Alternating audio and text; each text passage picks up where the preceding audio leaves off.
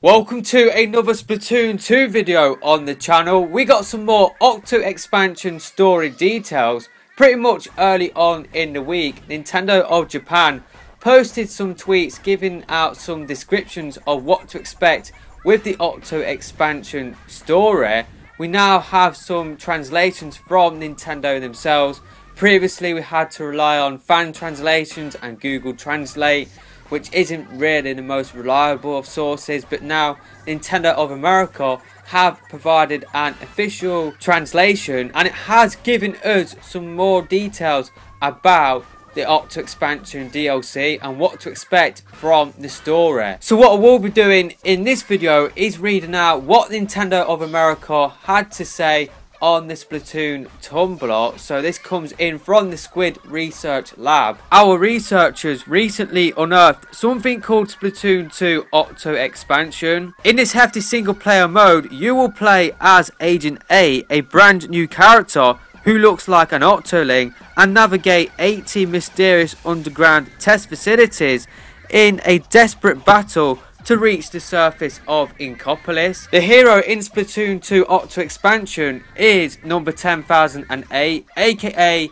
Agent A. Agent A has lost its memory. It doesn't remember who it is or how it ended up underground. While it seems that most Octarians are pure evil, it appears this one has had its very nature changed somehow by having heard the Squid Sisters' Calamari incantation. It's up to you to help this lost Octoling escape from this mysterious subterranean world. The story of Splatoon 2 Octo expansion unfolds in a huge test facility underground. Who made this facility and for what purpose is veiled in mystery. The area is completely isolated from the outside world, as if time stopped long ago. Objects from the old world drift here and there like relics of a bygone past. Now that is really cool, because basically Splatoon is set in a world without humans. So basically this stuff, the GameCube, the Game Boy Color, the CDs, basically this has drifted into the Inklings world.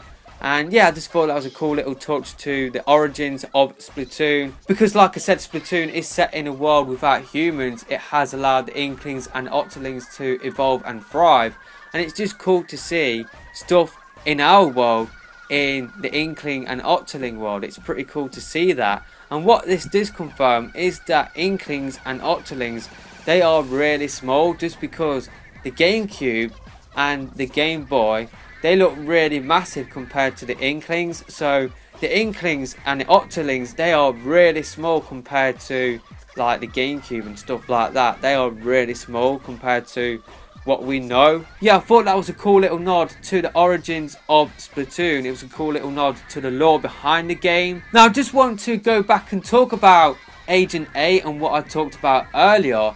And this is something that I did talk about in a video that I did upload yesterday. So it does seem that Agent A, she was an evil Octoling until she watched the Squid Sisters perform Calamari incantation. This is the final boss battle from Splatoon 1, and it seems that ever since then she wanted to go to the surface. She wanted to go to Inkopolis, and it sort of reminded me of Marina's backstory. So what I want to do now is read the Sunken Scroll talking about Marina's backstory. So this is the second Sunken Scroll that you do unlock within the Splatoon 2 single player. So music heads are still buzzing over that legendary underground show 2 years ago. Anyone lucky enough to catch DJ Octavio's opening set and the Squid Sisters headlining had their minds blown and their lives changed forever that night. That definitely does sound similar to what happened to Agent A. So it seems that Agent A,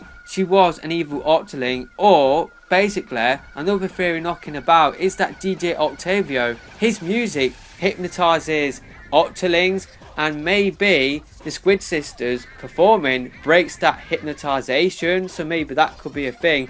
Or maybe these Octolings, they were evil before, but hearing the Squid Sisters perform, it turns them into good Octolings. So maybe that has happened here in this situation as well. So maybe Agent A, she has turned into a good Octoling. She wants to get to Inkopolis, and the Octo expansion is basically a look in the journey from going from Octo Canyon, from the underground, to the surface to Inkopolis. Maybe along her journey, Agent 8 discovers all of the test facilities, and this is when the Octo expansion starts. And basically, in these test facilities, either all of the good Octolings will be turned back into bad Octolings, so all of the Octolings that have been turned good will be brainwashed, and basically this is happening through the sanitization process. Basically this cleaning process will turn them back into bad Octolings by brainwashing them.